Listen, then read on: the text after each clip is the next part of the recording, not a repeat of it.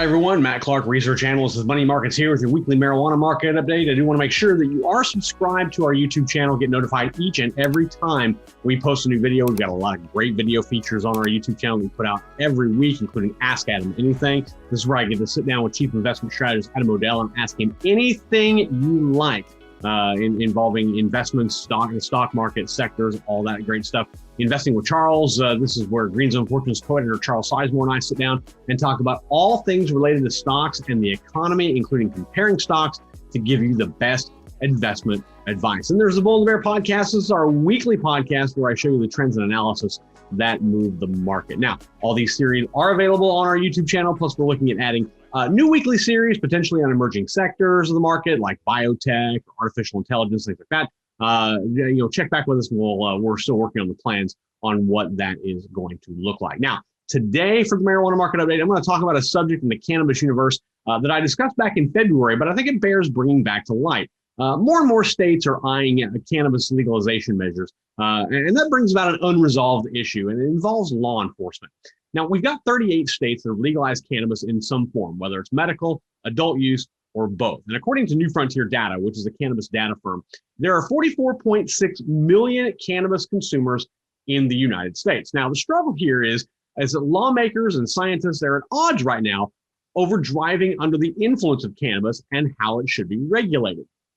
Now, the drug testing market had a value of about $8.1 billion last year, and that figure is only going to get higher as more states legalize and recreational marketplaces open up. Now, remember, New York is a little more than a year away from opening its recreational system, and that's going to open a huge market in the U.S.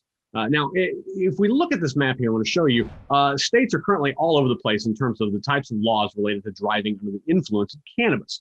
You've got zero tolerance laws, which are shown in the states in red. This is the prohibition of driving with any levels of THC being present. Then you have the per se laws, which are shown in yellow. There's only about 5 states that have that. And this prohibits driving with THC limits, with THC levels over a certain limit. So like with blood alcohol levels, 0.08, this would be very similar in nature. Then you have under the influence, or DUID, driving under the influence of drugs, which is a predominant number of the states in the U.S. This is where the driver tests as affected by or under the influence of THC in any way. So if you test positive in any way, shape, or form, you can be held liable for under the influence. Then you have permissible inference. These are the states that are shown in green. There's really only one. It's Colorado. Drivers with a THC level of 5 nanograms per milliliter or higher is presupposed to be affected or under the influence. So there's a limit. It kind of takes it a step further that you have to have so much in your system and then show that you are potentially under the influence. Now, as you can see here, most states have an under the influence law on the books, while others have zero tolerance, and there's also per se and permissible inference. The biggest issue here is finding a way to test the levels of THC in a driver's system. And it's become the focus of the industry due to results with alcohol testing in the field. Basically, if you get pulled over by police, by a member of law enforcement, they can give you a breathalyzer test. This is where we lead into today's conversation. However, the parameters between testing a driver under the influence of alcohol and under the influence of THC is wildly different. There's a lot of things at play here, and there's a lot of research that backs alcohol testing, not a whole lot that backs THC. Now, in February, I told you about Cannabis Technology Incorporated, trades over the counter. The ticker symbol is BLOZF. It's a Canadian company that received a patent on its cannabis drug detection device earlier this year. But bear in mind, it's one it's been working on since 2014. And then you have California-based Hound Labs, which is a private company. So you can invest in it as you can cannabis.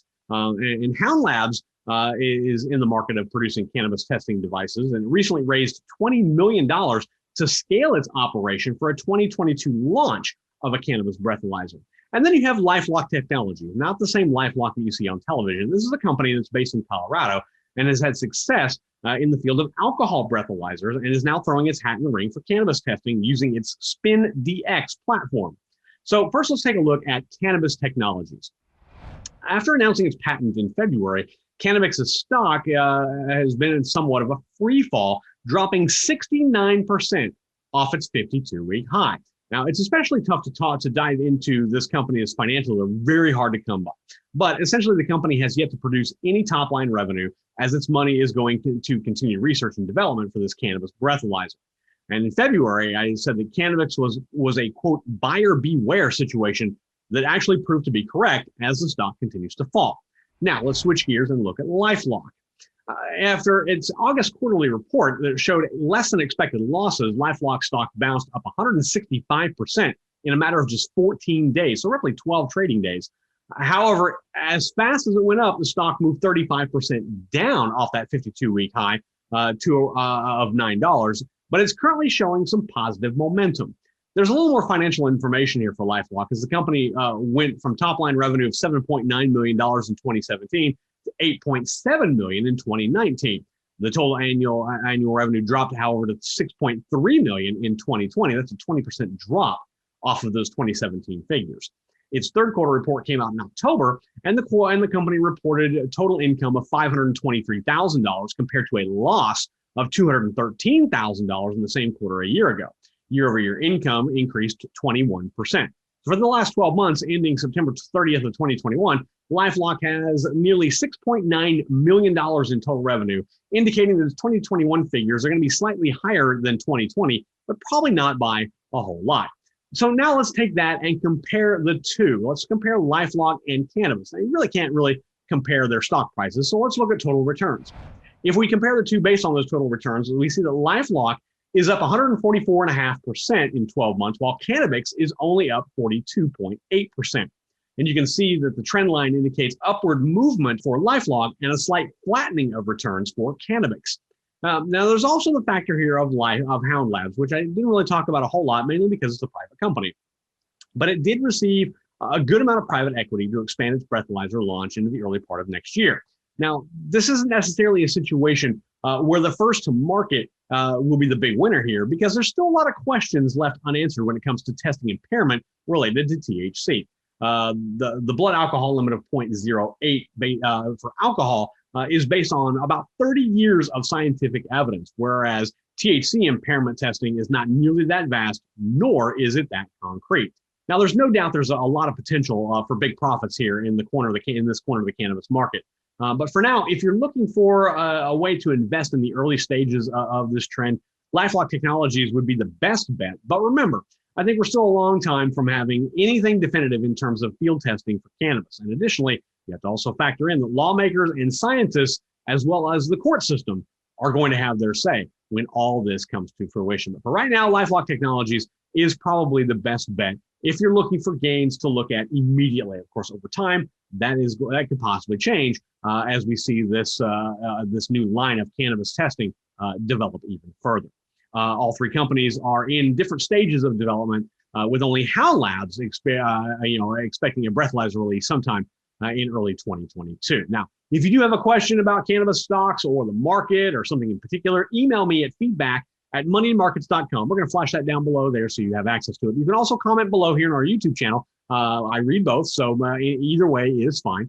If you send us a question or maybe a video of you asking a question and we stitch that in, then you're going to get some free Money and Markets gear like t-shirts, hats, sweatshirts. We've got all sorts of stuff, and the boss is still working on even more stuff. So we're going to get you in line for some free Money and Markets gear. As you can see the logo right back here. It's going to have that on there. Now, don't forget all the great content we have on our YouTube channel. It is the best investment insight for you, and it is absolutely free. You can follow me on Twitter. I'll give you even more insights, not just on the cannabis market, but on the broader market as well. You can find me on Twitter at InvestWithMattC. You follow me, try to follow you back.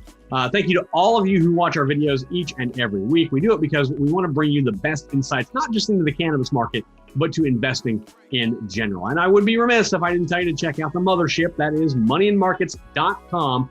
Each and every day, we put up new content every single day that provides you safe, sound, smart, simple, profitable investment information for your portfolio. We've got an e-letter that comes out every single day, including Saturday and Sunday. You can sign up for that for free. It comes to your email inbox. No fuss, no muss, and you get all that content for free. I'm Matt Clark, research analyst from Money Markets, and your host for the Marijuana Market Update. Until next time, everyone, safe trading.